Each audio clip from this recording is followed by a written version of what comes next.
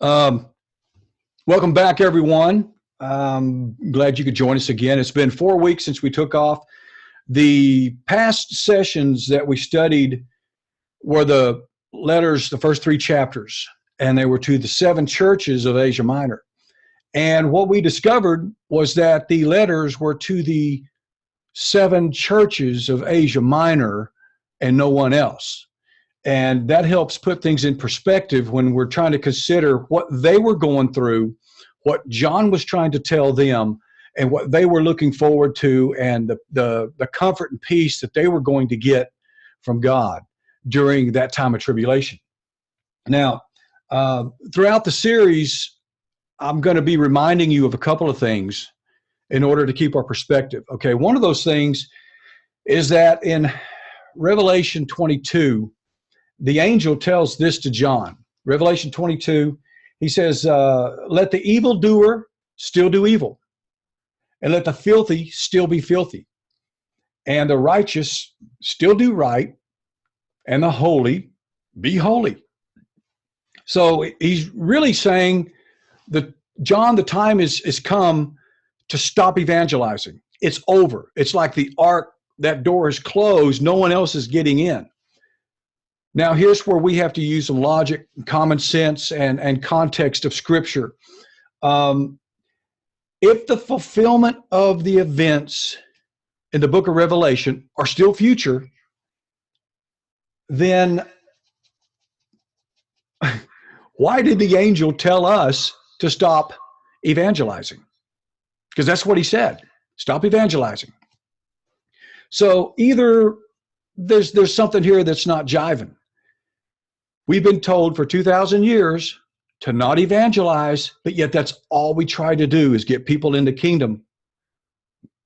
Is this starting to make a little bit of sense? Why would the angel say that? Unless the angel was talking to John about John's generation and those seven churches and those believers, telling John the time is short, quickly. Jesus starts off in Revelation chapter 1 with, behold, I come quickly. He bookends it in 22 with, behold, I come quickly. So we have to try to identify now what quickly means, what soon means, shortly. So those are the two things. The one thing I wanted to pass on is that I'll be reminding us throughout this. Let's apply some hermeneutical principles, some study, and common sense. A lot of times that's enough to make the light go off, okay? So, starting in chapter 4, Albert Barnes was a commentator back in the 1800s. He remarked that he was unable to apply the symbols in Revelation until he had read Mr. Gibbon's book on Rome. So what I'm going to encourage you to do is read about the Jewish wars by Josephus. And this is a book you can buy for about $4 on Amazon. It's just a paperback. It's maybe 100 pages, 120 pages. And he goes step by step, day by day account of what was happening during those Jewish wars. He also gives supernatural events that were prophesied to occur. If you don't want to buy it, I think you can go to Google Books, free Google Books, and you can read it for free as a download. So as you begin to understand more about what happened back then, you can understand what was happening and how it took place. So we're going to move into verse 1. And that, after these things, and now John starts off here, after these things. Now remember, in the Greek, there were no chapter divisions, there were no punctuations, there were no separate sentences. Everything was just one long paragraph. Same thing with Hebrew.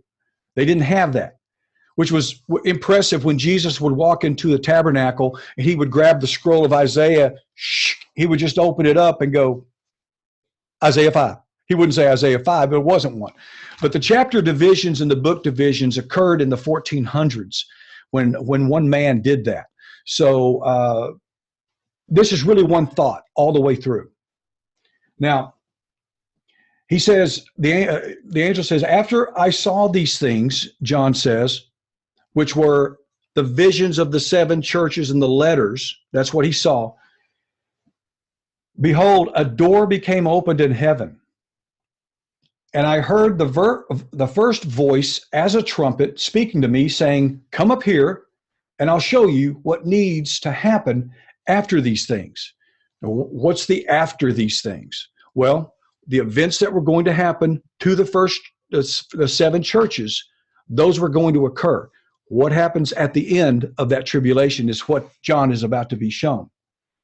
Now, the word trumpet is the word salpinx, the Greek word, and it's perhaps from another Greek word that means the idea of quivering or reverberation, and it's a trumpet. Now, in today's terminology, we probably wouldn't describe the voice of God as a trumpet, because the trumpet's just not that big a deal in 2017 America. We might be saying it felt like a Rolling Stones concert, big subwoofer basses hitting you in the chest. I mean, that was what they used to describe it then. So when we see this trumpet thing, we don't want to get too wrapped up into thinking there'll be an actual trumpet. It was the terminology that John would understand from the angel, okay? Verse 2. And at once I became in spirit, and behold, a throne was set in heaven, and sitting on the throne. One was sitting on the throne. So the word was, there was a throne. That word was, well, it's not in the Greek. Translators added that word was so that we could kind of understand. If you take the word was out, it would say a throne set in heaven, which really gives more of the imagery of this unmovable centerpiece of authority is set in concrete. It's not like two guys ran out like a Hollywood set and put this throne down and ran off the stage. I mean, this throne is set. God's authority is unfathomable, right? So that's kind of how we want to look at this.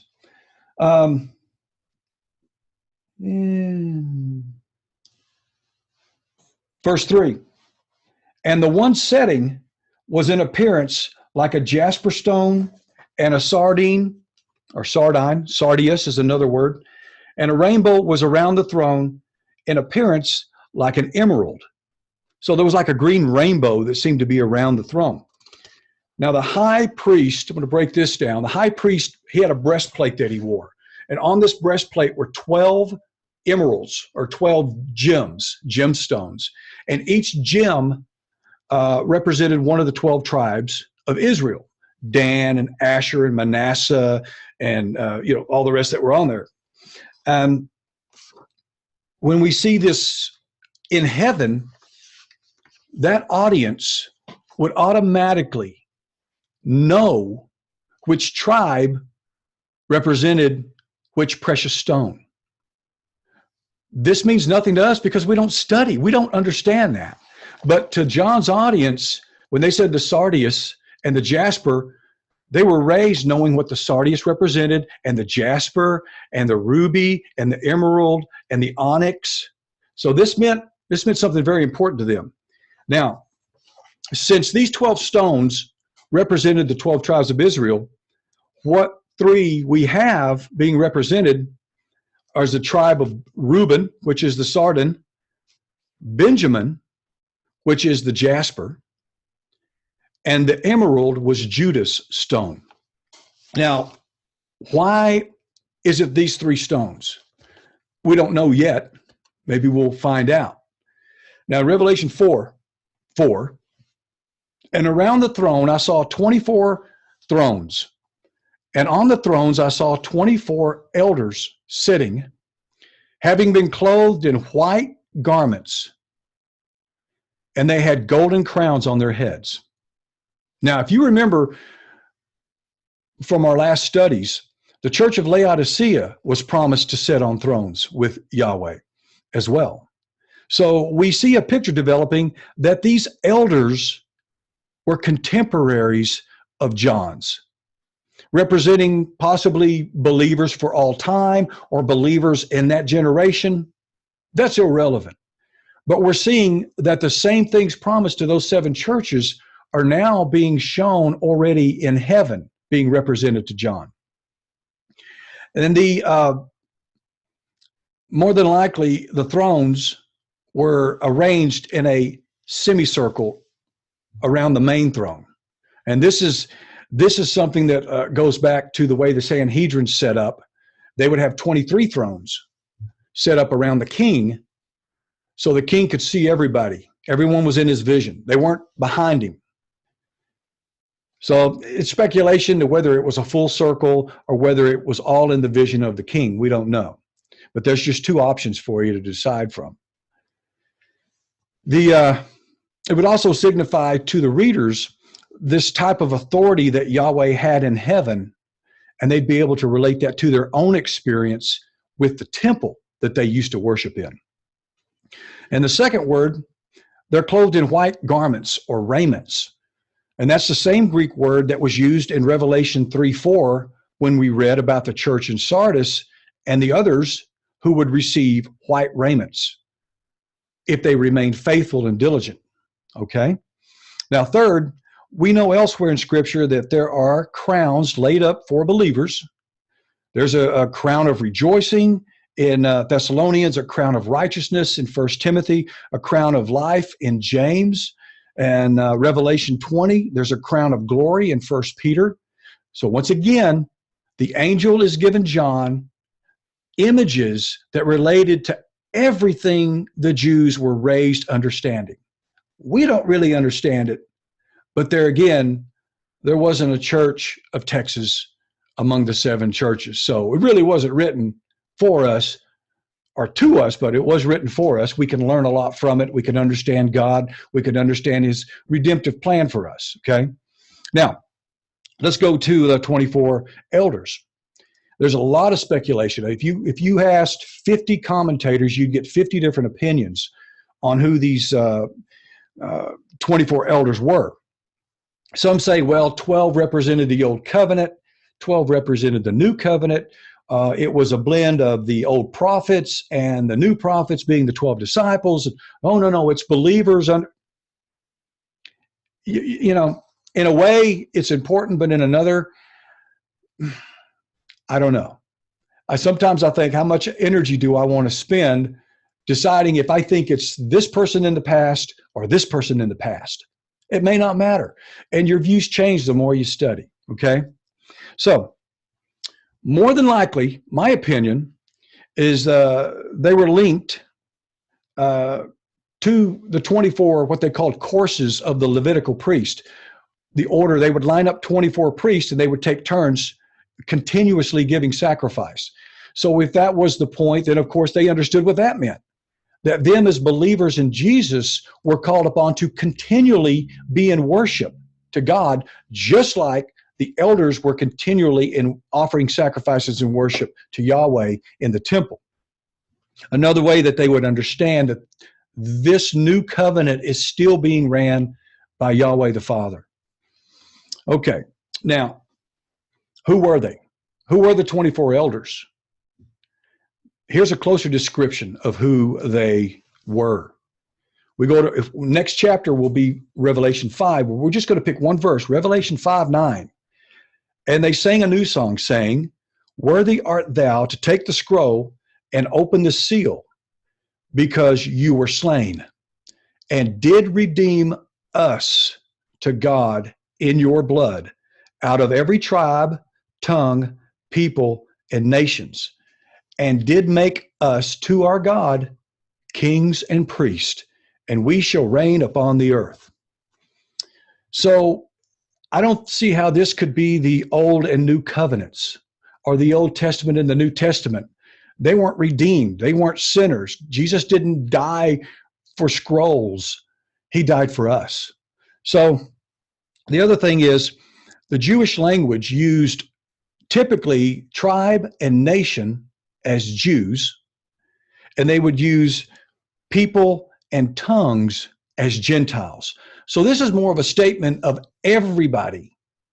Everyone is who you died for. So maybe the 24 elders represented all believers. They were just random, a selection that shows that everyone in Christ is a high priest, as we all believe. We have been made kings and priests, and this represents that. So, Revelation 4, verse 5. And out of the throne come forth lightnings and thunders and voices, and 7 lamps of fire burning before the throne, which are the 7 spirits of God. Several times in the New Testament and the Old Testament, lightnings equate to enlightenment and knowledge. Thunderings equates to authority, respect, fear, and honor. And both words are used in Exodus 19 when the law was given to Moses. Voices typically relates to the voice of the prophets, as in Acts 13:27. And this is also being recorded, so of course you can go back and pick up the verses later if you want.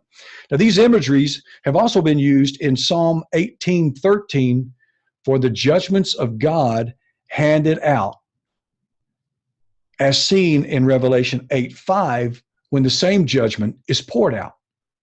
So that kind of gives you the background. It just wasn't, let's do some scary things and let's have a bunch of lightning and thunder. No, there was a specific reason that we read that and that John saw it.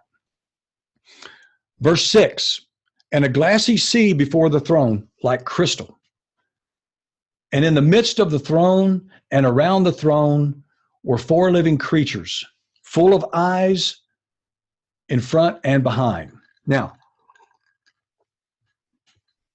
we have to use caution when we're trying to assign a significance to every jot and tittle that we find in the Revelation. Not every single point has to make a valid representation of something else. You know, a lot of times Jesus told the parables, and he would use what the Jews called bark or dressing, a curtain, a drapery. Jesus would tell a story about a man going and he would throw seeds, and then the man went to sleep. Well, Jesus wasn't saying, hey, try to figure out if the man slept on his back or his side. Did he use a pillow or a rock? Was he sleeping under a tree or in the sun? Those things don't matter. It's the main concept that we're looking for. So we go back to verse 6. What is this sea? Because that always is confused me. What is he talking about? Well, people are typically identified as sea in Scripture, okay? Even the wicked, in Isaiah 57, the wicked people are compared to a rough sea. If that's true, maybe the picture of the sea so calm that it looks like glass could infer that believers could now finally rest from not only their works of righteousness, but also from the persecution from the Jews. Now, the 4 beasts. John Wycliffe, back in the 1300s, was the first man that put the Bible into a different language other than Latin.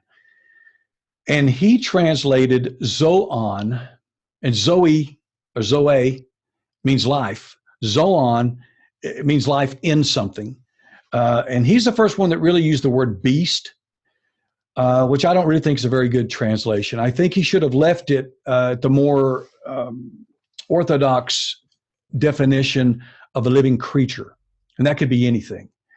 So we get the first living creature in verse 7 is a lion, or it's a creature like a lion. The second is a creature like a calf. The third is like the face of a man. And the fourth is like an eagle flying. There's got to be something to this. That audience that read these letters in those 7 churches, I can't see them being as confused as we are about it. So what is it that they understood about those 4 images that made sense to them? Well, I got to look and did some research on it. The characteristics of these 4 living things were strength for the lion, stability and consistent work for the ox, wisdom and knowledge for the face of the man, and swiftness in obeying the divine commands for the flying eagle. And the number of their wings agrees with that of the seraphim. They also had all these wings. The eyes that they had, my opinion is they represent diligence, that the seven churches were encouraged to practice, that they were continually to be watchful, not only of the signs of this persecution, tribulation coming, but to watch their doctrine, watch the false teachers coming in with bad theologies. So to look deeper at the significance of these four living creatures, we look to Numbers 2, verse 2. Now, this is where the children of Israel traveled to the promised land in a very organized manner. Okay? There were, now, you know, we've seen the pictures of an Exodus, and it's like one person in the front, and there Moses is walking, and Aaron's behind him, and you just see this mass of people just dragging their stuff and carrying their things, and it's just willy-nilly. Everybody try to keep up. I don't believe that's the way it happened. Very organized. If you think of the military, how they march in squadrons, and they're in groups, very organized. And that's kind of the way this was. And here's where we get that. In Numbers 2:2, there's four main tribal leaders that were assigned by Moses. Now, these four main tribal leaders carried these giant banners, ensigns is what they call them, way up in the air. And they would have the guys have to take turn carrying them. On these represented that particular tribe, kind of like we have a coat of arms for your family name. Same thing here. There were 12 tribes. There were 12 coat of arms. Four of those coat of arms, those tribes, carried their banners, and they traveled in threes. One on the west, one on the south, north, and east. The four leaders were, here they are. I think you already figured it out. The tribe of Judah marched on the west side, carrying his banner. The tribe of Reuben was in the south. Ephraim was on the west, and Dan was in the north. And no matter what direction they were going, they kept this thing always facing the direction they were supposed to travel. The remaining 8 tribes were split into pairs. So you had 3 tribes per ensign traveling through this. And they said there was probably 2 million men. So you're up at about 5 to 6 million people actually traveling. The images of the 4 tribal leaders: a lion, an ox, a man, and an eagle. Oh, gee, that's a real coincidence, isn't it? Oh, I wonder how that happened. The first living creature was a lion. That was Judah. As I mentioned, the second was Ephraim. The third was Reuben. And the fourth was the eagle, which was Dan. Now, it gets even more technical than that, okay? Dan was leading his younger siblings, Asher and Naphtali. Judah was leading his 2 younger siblings, Issachar and Zebulun. Ephraim was leading Manasseh and Benjamin, and Reuben was leading Simeon and Gad. And commentators believe the reason they led their younger siblings is because the younger siblings would actually follow them, instead of following a stepbrother over here. Because you remember, Moses had 2 wives. He had some concubines. So he had kids from about 4 or 5 different women. So they all kind of stuck together as a clan. Now, I think what the Jews in the 7 churches, and there were some Gentile Christians present, but mainly what they were going to see here, the significance was Jesus is about to lead us to the promised land with the same strategery, as George Bush would say, the same strategy as Moses led the children through the desert. Moses led them for 40 years. Jesus led them for 40 years, from about AD 30 to about AD 70 when they got to inherit the promised land. Now, the same features that the apostles were continually encouraging the churches to maintain and cultivate really are the same ones that we as the Church of Christ still need to cultivate, which are obedience, swiftly carry out what God's asking us to do, being diligent, being a diligent worker, having the knowledge, putting the knowledge in to understand which direction to move. Okay, all these things apply to us, but I'm not here for life application. I'm here to kind of tell the story and my interpretation of what that meant to that audience. Okay, now, since we believe the 7 churches consisted of mainly Christian Jews, this type of imagery was exactly what they had grown up with and had been taught.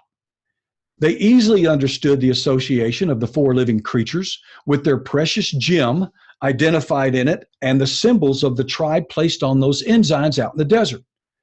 It would have been the same relation, okay, to talk to us now if we were to talk about Valley Forge, the Constitution, the Mayflower, Plymouth Rock, Turkey Dinner, Pocahontas, Daniel Boone, Bear Traps, Lewis and Clark, George Washington, the Cherry Tree, Come and Take It, the Liberty Bell. All those are symbols of our freedom and our struggle for independence as a people that maybe 2,000 years from now, they're not going to be able to relate to. They're not going to understand what does Come and Take It mean, or what does a cherry tree have to do with anything. We understand because we were raised with it. Okay, now next week, I'm not done, I'm just saying next week, we're going to see in Revelation 5:8 that it shows the 4 living creatures worshiped God, claiming that they too were redeemed by the blood along with the 24 elders. So for some reason, we're now supposed to identify the 4 living creatures as redeemed humans. So who were they? I don't know.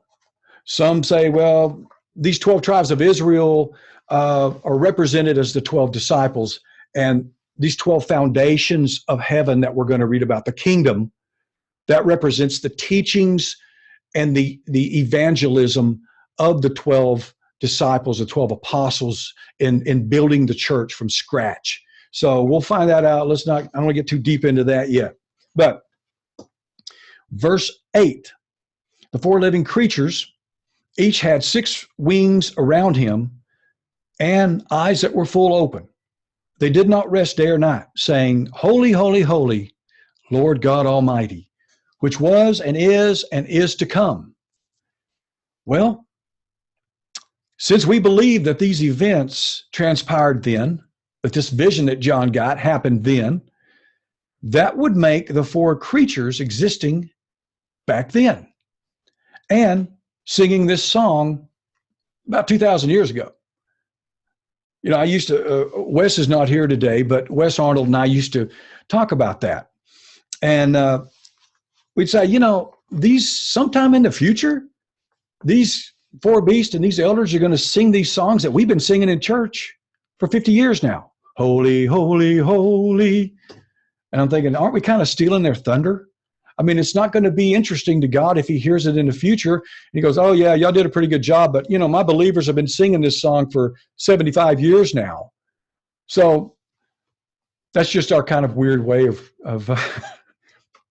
I don't know. It just makes sense to feel like they already sang it. Therefore, as a result, we can sing it. If not, then we're singing it first and they're going to sing it later. That doesn't make any sense to me. Sorry. Well, one of the interesting things to notice in this chapter, as well as this entire book, it's full of Jewish imagery of the 12 tribes of Israel.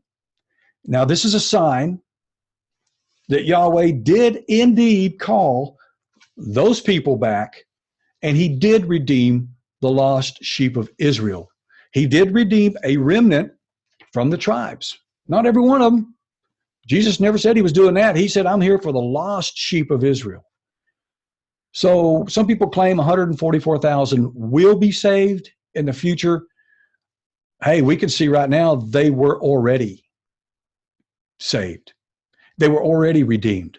And the 144,000, most commentators will agree, it's a spiritual representation of the perfect number of believers from the 12 tribes of Israel. That happened. We've got Jews believing today. So God was faithful. Chapter 4, verse 9. And whenever the living creatures shall give glory and honor and thanks to the one sitting on the throne and to the one of the ages, the 24 elders fall down before him on the throne, and they will worship the one living to the ages of the ages, and will throw their crowns before the throne, saying, Lord, you are worthy to receive the glory and the honor and the power, because you created all things, and through you will they exist, and they were created. Now, one of our principles of interpretation is to look at the original Greek and see if there's any extra words that were added by the translator. Because, see, the translator reads it, and they think, that might be kind of hard for people to understand. I'll insert this word that'll clarify it.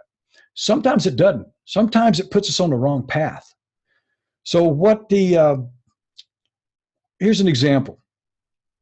In verse 10, they will worship the one living to the ages of the ages. That's a LITV version. The translator added the word one. The actual Greek rendering should have been, they will worship the living to the ages of ages. Suddenly, it's no longer a statement of what God is going to do, and as in an action he's going to perform, but rather it is one of God's titles as Yahweh.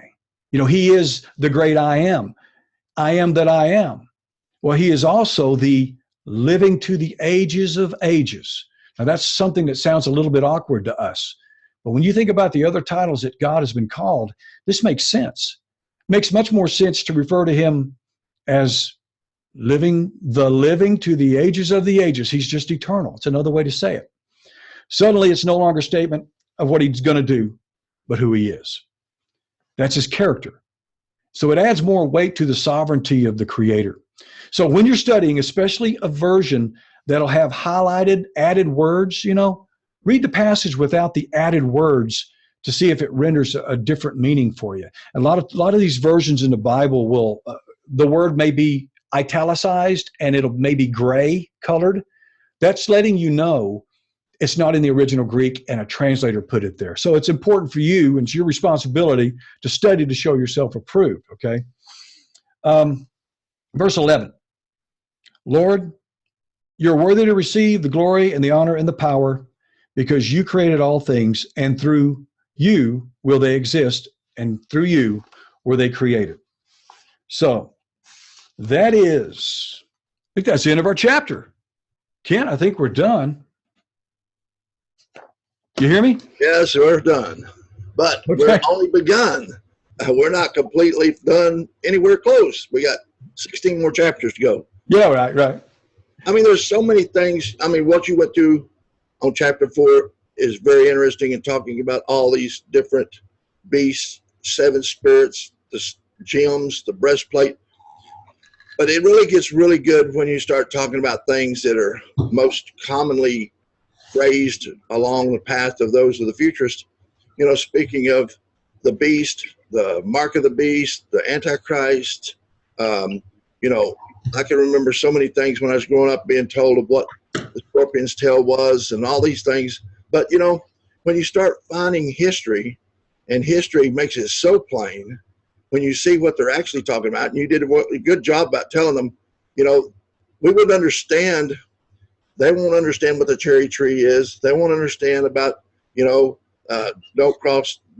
tread on these, or whatever the cannonball flag, whatever was there for that particular time in 1776. But, we don't understand either what they were dealing with or what they were symbolizing, and they're comments and cliches. But yet when you see history and this history explains it, it makes it very, very sensible.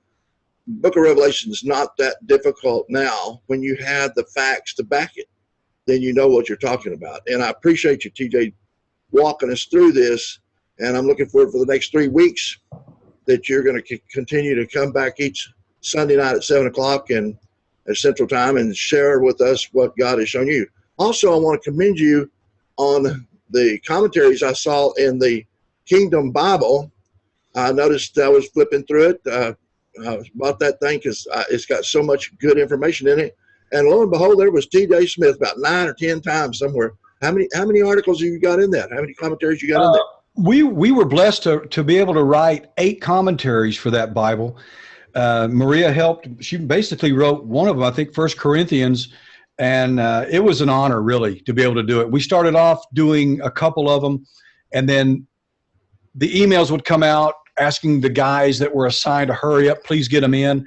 And I contacted back, and I said, you need any more help? And they said, yeah, take these. And they dumped like 5 on me. So we worked that whole week getting the comments out, so commentaries. Yeah, well, that's good because, you're in there with some good named people. I mean, I recognize some of those guys right off the bat. And that's pretty heavy duty stuff to be able to be in the same book, a leather print book. I mean, hardback. I mean, it's not some paperback thing. It is something of great value. In fact, I got it at a discount for $100. So, yeah, that's a big discount, right? Yeah, right. And if anybody wants a copy, I think you can get them on Amazon. It's called the Kingdom Bible. Just type that in your Google search, and you can get them on the actual Kingdom Bible website, or Amazon, I think, has them. So be sure to put that "the" in there because you'll need that. The Kingdom Bible. The. Right. Yeah. But hey, I appreciate it, TJ. We all do appreciate it, and we look forward to going back through this recording again. People will be able to find this recording on propheticministries.org. You'll also find it on needawordfromgod.com. You'll find it on Roku, Internet TV, as well as Fire, Amazon